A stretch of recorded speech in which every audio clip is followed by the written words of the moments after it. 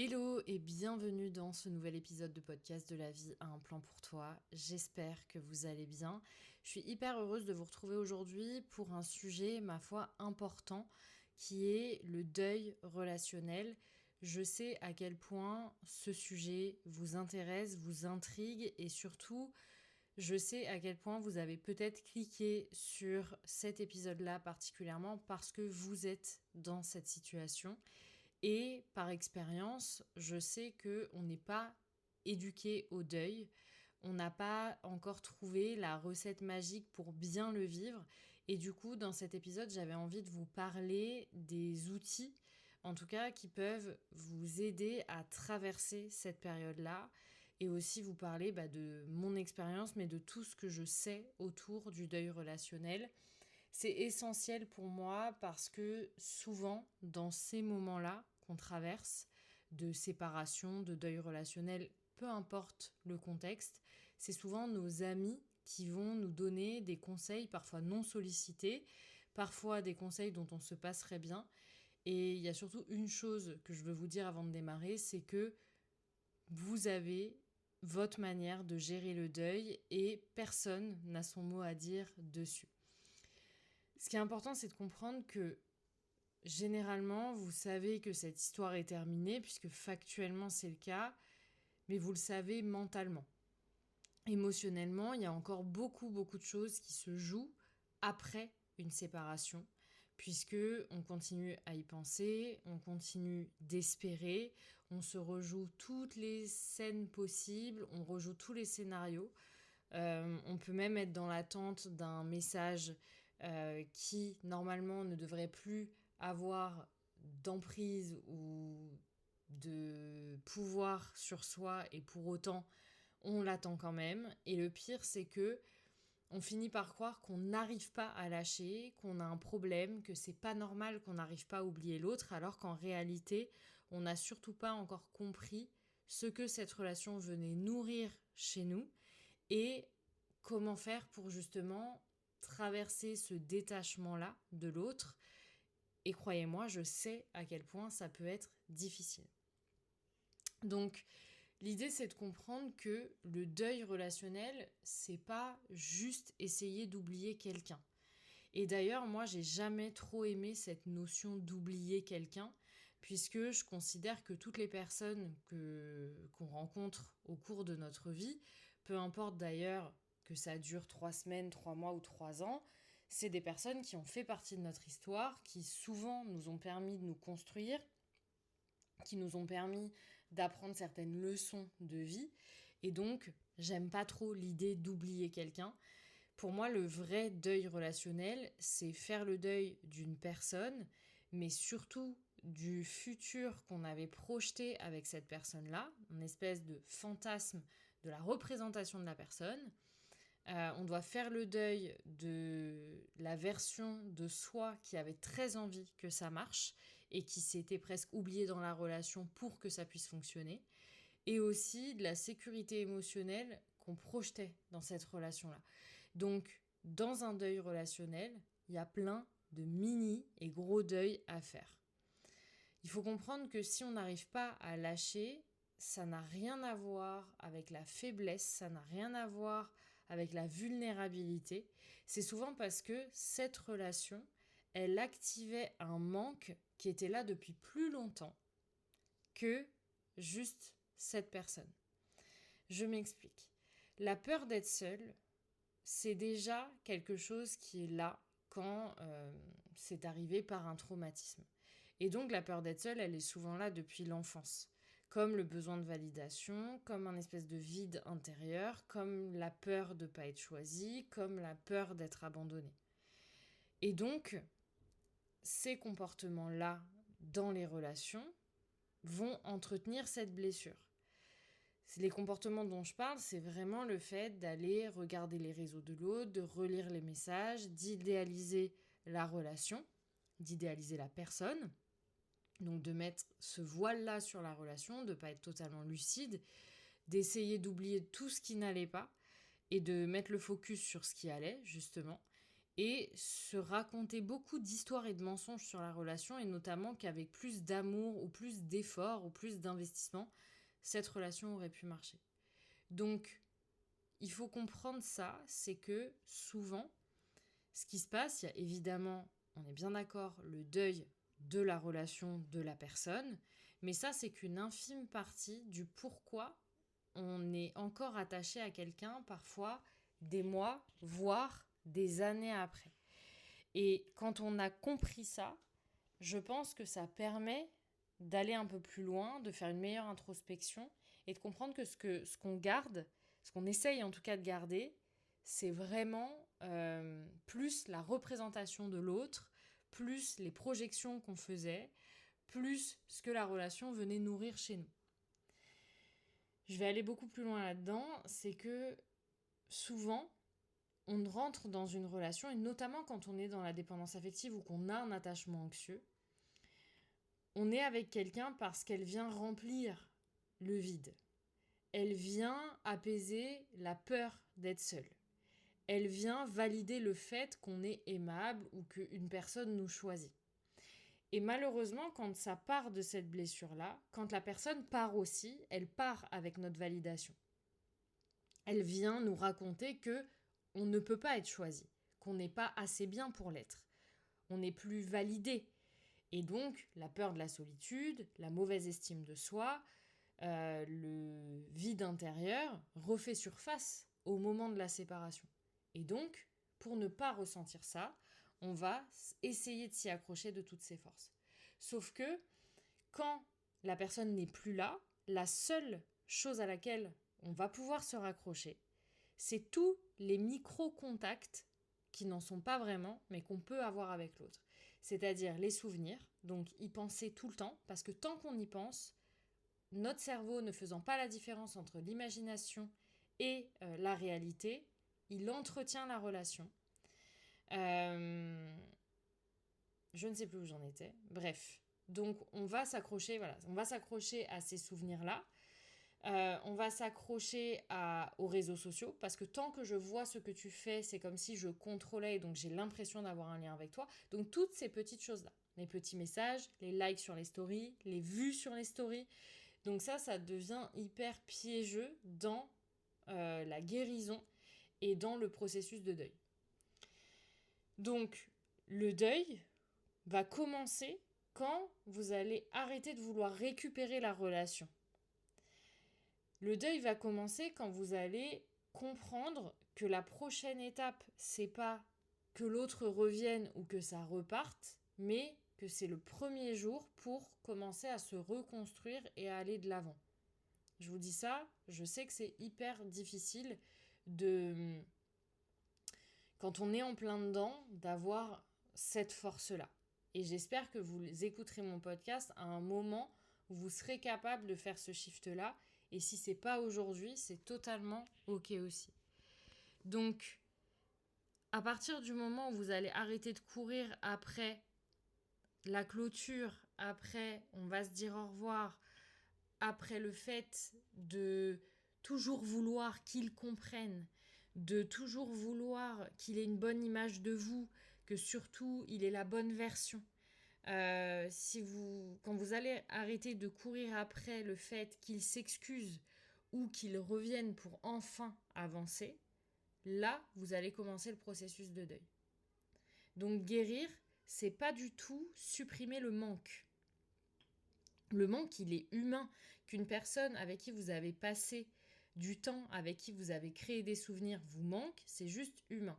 Donc il faut comprendre que quand on dit faire le deuil, ça ne veut pas dire que vous cautionnez que la personne ne soit plus dans votre vie, même s'il peut y avoir un travail d'acceptation. Ça ne veut pas dire que la personne ne vous manquera pas. Ça ne veut pas dire que vous n'allez plus être touché dans vos émotions. C'est juste que vous allez apprendre à rester avec ce vide, avec ce manque-là, sans y retourner parce que c'est trop inconfortable pour pouvoir remplir le vide. Je vous donne un exemple. J'ai perdu ma maman il y a 8 ans. Elle me manque terriblement chaque jour. Pour autant, j'ai fait le deuil, même si c'est hyper relatif, mais on va dire qu'il y a une forme d'acceptation, mais il peut y avoir des jours où il y a une forme d'injustice aussi. Mais globalement, ça n'enlève pas le manque et le fait que j'aimerais qu'elle soit à mes côtés. Pour autant, j'ai décidé d'avancer avec ça. Donc, c'est important de vraiment comprendre que le deuil, c'est un véritable processus. Et ce deuil relationnel-là, il fait que vous allez passer dans plein de sentiments différents. Le cerveau, en fait, pour comprendre, il va avoir besoin de traverser plusieurs étapes. Je ne vais pas vous faire les différentes étapes du deuil parce que je trouve qu'elles sont très subjectives, même si vous pouvez les retrouver partout sur Internet. Mais effectivement, vous allez avoir des phases de tristesse, des phases de colère, des phases où vous allez avoir l'impression que ça va mieux, des phases d'acceptation, des phases de déni aussi, où vous n'allez pas vouloir croire que la relation est terminée, que ce n'est pas possible, parce qu'encore une fois, c'est votre cerveau qui va essayer de s'accrocher de toutes ses forces à ça. Mais maintenant que je passe un petit peu l'aspect, on va dire, théorique de ce qui peut se passer, je veux vous parler de mon expérience, de ce qui m'a aidé à traverser le deuil et surtout de vous montrer que le deuil, c'est pas linéaire et que ce n'est pas non plus tout ce qu'on croit et tout ce qu'on voit sur le deuil relationnel.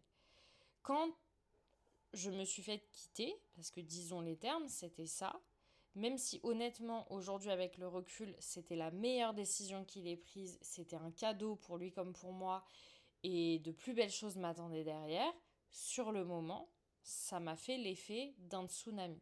J'avais l'impression qu'il y avait une partie de mon monde qui s'était effondrée, mais pourquoi ? Parce que j'avais mis moi seule, tellement d'énergie et d'investissement dans cette relation-là, j'avais tellement construit en fait ces dernières années tout un monde autour de lui pour qu'il se sente bien et finalement pour que la relation se porte bien, que forcément quand ça s'est arrêté, j'ai eu l'impression qu'une partie de mon monde s'effondrait. Mais ce n'était pas la réalité. La réalité, c'est que tout ce que j'avais construit en dehors de cette relation, c'est-à-dire mon entreprise, mes amitiés, mes relations avec ma famille, bref, mes loisirs, etc., ça existait toujours. Mais le ressenti, c'était mon monde s'effondre. Mais pour autant, ce n'était pas le cas. C'est simplement que quand vous êtes trop investi dans une relation, il y a une partie de vous qui se dit tout ça pour ça. Et donc, votre corps ne va pas pouvoir lâcher facilement. Quand l'équilibre est dans la relation et qu'on a tous les deux mis cette énergie-là et que ça s'arrête, ça ne veut pas dire que c'est pas douloureux, mais on ne se dit pas tout ça pour ça. Il n'y a pas d'échec. Je ne l'ai pas vécu comme un échec non plus. Et à partir donc de cette séparation, il y a eu toutes ces phases. J'ai été triste, j'ai été en colère, j'ai été dans le déni, j'ai pas voulu croire que c'était la fin. J'ai été dans l'injustice, j'ai plus envie de parler de lui, j'ai plus envie de parler à aucun homme, j'ai plus envie d'être dans une relation amoureuse. À quoi bon si c'est ça ? Donc toutes ces étapes, elles m'ont servi aussi à traverser ce deuil. Je pense que ce qui m'a le plus aidé, et je l'ai déjà dit beaucoup de fois sur ma chaîne de podcast, c'est de m'autoriser à traverser mes émotions. C'est de m'autoriser à être triste, m'autoriser à être en colère, m'autoriser à pleurer, à être dans le manque, à aussi être dans le dur. J'ai accepté en fait de traverser tout ça et j'ai pas essayé d'être en pilote automatique, genre à partir de maintenant je vais avancer, ça va le faire, etc. J'ai une partie de moi, mais ça c'est parce que ça fait partie de ma personnalité. Il y avait des jours où je me disais non mais là c'est bon en fait, tu vas te relever et ça va aller. Il y avait des jours, j'ai mis très longtemps par exemple à retrouver l'appétit. Je me suis nourrie de pain et de vinaigrette pendant très longtemps. C'était terrifiant, très longtemps. Tout est relatif, mais beaucoup trop longtemps pour ma santé de toute façon. Mais en fait, j'ai accepté que c'était comme ça. Et je m'observais à essayer de maintenir le lien.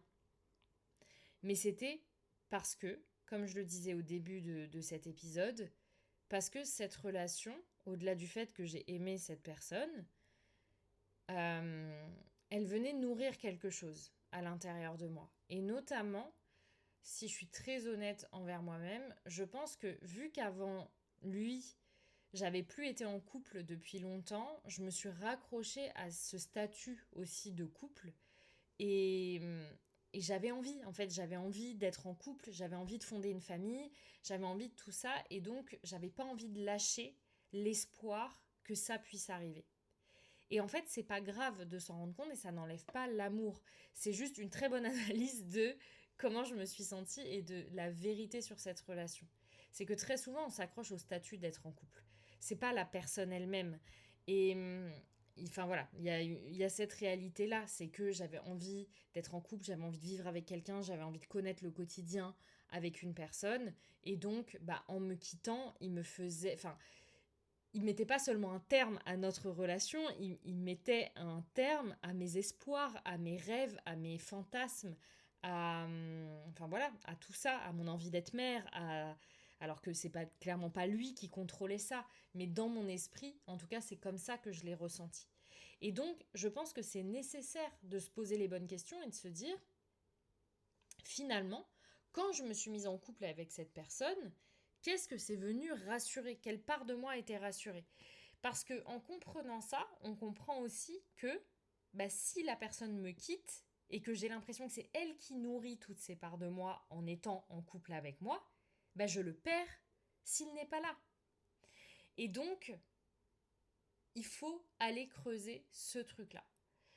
Quand on s'est séparés, je me suis dit, ok, je vais devoir faire le deuil de cette personne qui est dans ma vie depuis 2 ans, que j'aime, le deuil de ces moments avec lui, mais il y avait tout un autre deuil d'une partie de la relation que je m'étais imaginé qui se passerait un jour. Donc, j'ai dû faire le deuil des projections. J'ai dû faire le deuil du potentiel. J'ai dû faire le deuil de tout ce que j'avais imaginé, en fait. Et donc, je suis passée ensuite à garder le lien, les réseaux sociaux, lui envoyer des messages, poser 40 000 fois lui poser 40 000 fois les mêmes questions pour essayer d'avoir une fin différente. Et il a été très patient de toujours répondre à mes questions, d'ailleurs. Mais au final, c'était toujours les mêmes réponses et des réponses qui, j'imagine, me convenaient pas. Et donc, mon cerveau était en rejet et donc, il reposait toujours les mêmes questions. Et donc, ce deuil a été assez long. Et c'est là que je veux en venir. Et je pense que c'est un message important, c'est qu'on se dit toujours, ouais, mais j'ai pas fait le deuil de cette relation, donc je peux pas être en couple à nouveau. C'est ce qui fait qu'on se rattache aussi à l'autre parce qu'on se dit, tant que je ne t'ai pas oublié, je ne peux pas être en couple avec quelqu'un d'autre. Du coup, en fait, on se coupe d'une éventuelle rencontre ou tout ça. Alors, je dis pas que, oui, si on pense à l'autre H24 et qu'on ne se sent pas prêt à être dans une relation, mais c'est là que je veux en venir, c'est que c'est deux choses très différentes. Vous pouvez être prêt à accueillir quelqu'un dans votre vie tout en étant en train de faire le deuil d'une relation. Voilà. Et donc, c'est différent d'être amoureux de quelqu'un et d'être prêt ou pas prêt à recevoir quelqu'un d'autre dans sa vie. Et moi, ça a été mon cas quand j'ai rencontré mon partenaire actuel. Ça faisait même pas 6 mois que j'étais séparée. Ça faisait 5 mois que j'étais séparée. Et donc, forcément, je n'avais pas fait tout le processus de deuil.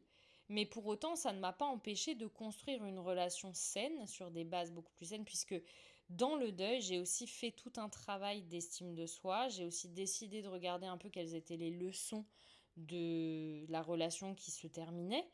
Qu'est-ce que j'avais toléré, que je ne voulais plus tolérer, qu'est-ce qui était bien, qu'est-ce qui n'était pas bien, qu'est-ce que je voulais dans ma prochaine relation, qu'est-ce que moi j'avais envie de guérir, qui j'avais envie d'être dans la relation, tout ça c'est des questions que je me suis posées. Donc bref, je démarre une nouvelle relation et en même temps je suis en train de faire le deuil de l'autre. Et faire le deuil, c'est ça aussi, c'est que faire le deuil ça veut pas dire le process pour ne plus être amoureux ou le process pour ne plus avoir de sentiments. Parce que les sentiments, c'est aussi... Enfin, ça fait partie aussi des relations. Quand on a aimé quelqu'un, c'est difficile de ne plus l'aimer du jour au lendemain. D'ailleurs, est-ce que c'est vraiment sain de se dire ça? Genre tout d'un coup, je ne t'aime plus parce que j'aime quelqu'un d'autre. Moi, je me dis, c'est que vraiment, tu es en train de compenser, en fait. T'as juste envie d'être avec quelqu'un, donc tu compenses cet amour-là. Mais en fait, non, j'avais de l'amour pour cette personne. Ça n'empêche pas que j'avais de l'amour qui commençait à naître pour la personne qui partage ma vie aujourd'hui. Et donc, ça s'est entremêlé. J'ai aussi fait le deuil de mon ancienne relation tout en vivant une relation, mais c'était vraiment deux choses différentes. Donc oui, on peut démarrer une nouvelle relation tout en faisant le deuil d'une autre. C'est juste que, en tout cas, à mon sens, ça demande aussi de la transparence sur, je suis aussi en train de prendre ce temps-là pour moi. Voilà, donc il y a des choses qui se passent émotionnellement et c'est totalement OK. Donc le deuil d'une relation, c'est un processus, c'est un chemin qui est ma foi important. Et donc tout mettre sous le tapis et se dire je supprime tout, j'avance, je suis pas sûre que ce soit mieux. Je pense que on est tous différents, mais de ce que je sais, le deuil est tellement un chemin que il faut accepter aussi toutes ces étapes, que ça ne veut pas dire que vous n'êtes pas prêt à rencontrer quelqu'un d'autre. Il faut juste savoir pourquoi on a envie de rencontrer quelqu'un d'autre. Est-ce que c'est pour compenser le manque de quelqu'un? Est-ce que c'est pour compenser le manque de tendresse? Ou est-ce que c'est vraiment parce que ça y est, le cœur est ouvert et donc on peut y aller? C'est vraiment deux choses différentes. Donc prenez le temps de regarder ce qui se passe à l'intérieur de vous. Prenez le temps de voir si vous êtes prêt à ouvrir votre cœur à quelqu'un d'autre sans que vous soyez en souffrance ou sans que l'autre soit en souffrance aussi. Mais voilà, c'est vraiment commencer en fait à faire le premier pas vers je veux aussi prendre le temps de me reconstruire en faisant le deuil. Pour moi, c'est vraiment ce premier pas-là. C'est-à-dire, je vais apprendre à vivre sans l'autre. Donc, il y a une forme de reconstruction. Parce que souvent, quand on est dans la dépendance affective et dans l'attachement anxieux, et je m'adresse précisément à ces personnes-là, on a tellement vécu en fusion avec l'autre qu'on a l'impression que on nous a arraché un membre, en fait, littéralement. Donc, ça demande une reconstruction. C'est pour ça que moi, j'accompagne beaucoup les personnes qui sont dans le deuil d'une relation parce que c'est un vrai chemin qui demande beaucoup de courage, de se regarder en face, de regarder ses émotions, d'accepter aussi. On fait tout un travail d'acceptation, de pardon quand il y en a besoin, pour pouvoir faire le deuil et surtout réapprendre à construire une relation saine pour soi sans s'ouvrir à une autre relation pour compenser celle qui vient de se terminer. Voilà, j'espère que cet épisode vous aura plu. Je vous envoie beaucoup d'amour si vous êtes en train de traverser un deuil, quel qu'il soit, relationnel ou autre. Et surtout que cet épisode vous permettra de vous rendre compte que le deuil est un chemin et que peu importe où vous en êtes aujourd'hui, l'essentiel c'est de faire chaque pas pour vous et pas nécessairement pour que l'autre revienne, puisque c'est en faisant les choix pour vous, en étant conscient de ce qui se passe à l'intérieur de vous, que dans tous les cas, vous pourrez construire une vie qui vous ressemble et dans laquelle vous vous sentez bien. Peu importe où vous avez écouté cet épisode de podcast, puisque c'est les vacances, au moment où vous m'écoutez et où cet épisode sortira, je serai moi-même en vacances. Que vous soyez sur la plage, dans votre voiture, chez vous ou dans votre douche éventuellement. J'espère que cet épisode aura résonné. N'hésitez pas à le commenter, n'hésitez pas à le noter ou à m'envoyer un message sur Instagram oria.coaching pour me dire ce que vous en avez pensé. Prenez soin de vous. On se retrouve la semaine prochaine avec un nouvel épisode. Avec tout mon amour, comme toujours.